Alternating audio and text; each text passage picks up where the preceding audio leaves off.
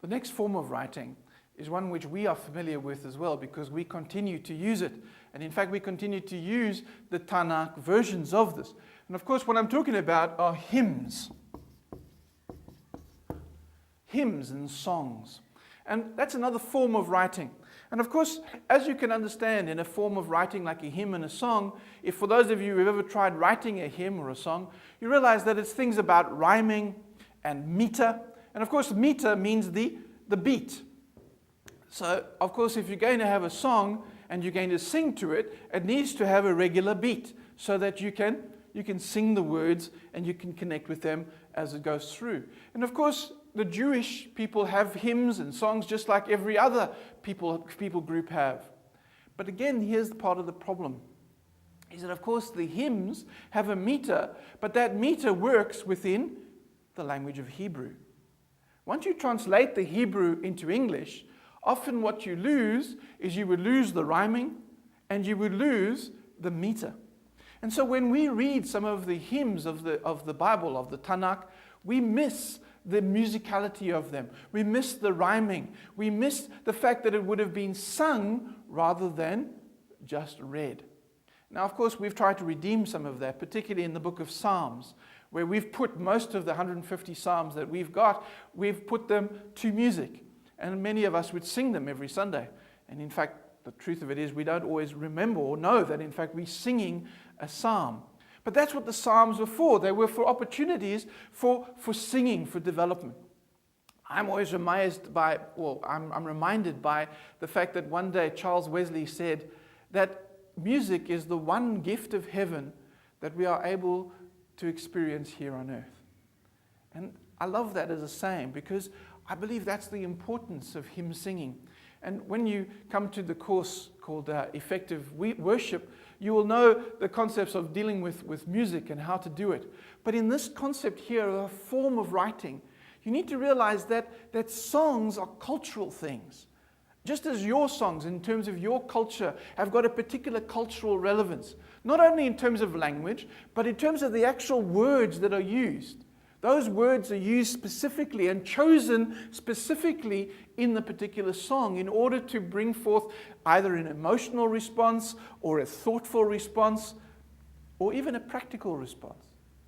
Well, when you read the hymns in the Bible, and there are many hymns, because they're not only the Psalms, but there's the Song of Miriam, there's the Song of Moses, there's the songs of Jeremiah, there's other songs throughout the whole Tanakh. That what the songs are there for is to put into a musical frame some particular understanding of God.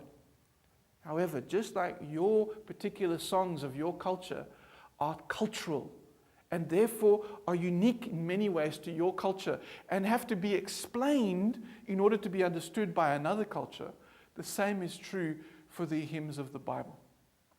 For us, many times when we read the Psalms, we can't believe the content of them because they're not all the happy, airy-fairy kind of Hollywood love story kind of songs. In fact, many of them are angry songs. They're songs about, how dare you do this to us, God? How can you do this? Where are you, God? The most famous, of course, is Psalm 22, which says, my Lord, or begins, my Lord, why have you forsaken me? I love the fact that the hymns and the songs of the Israelites were prepared to tell God exactly what they thought of him. Yes, they told him that they loved him. Yes, they told him how wonderful he was and how awesome and how great.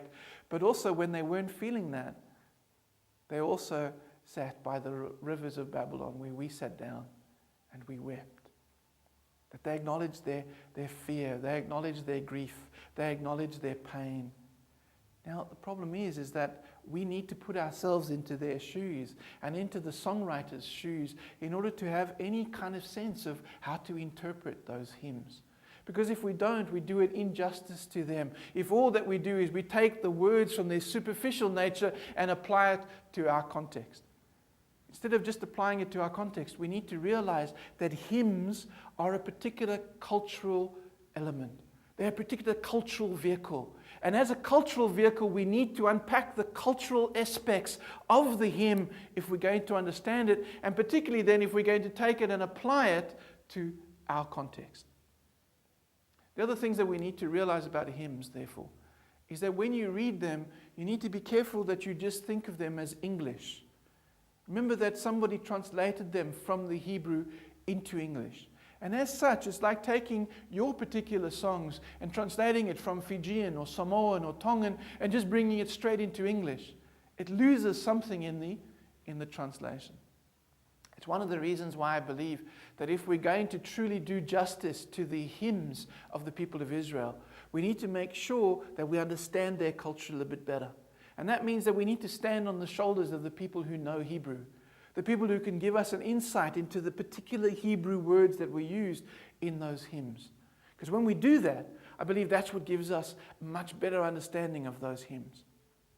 Remember that hymns are the celebration of corporate connection with God.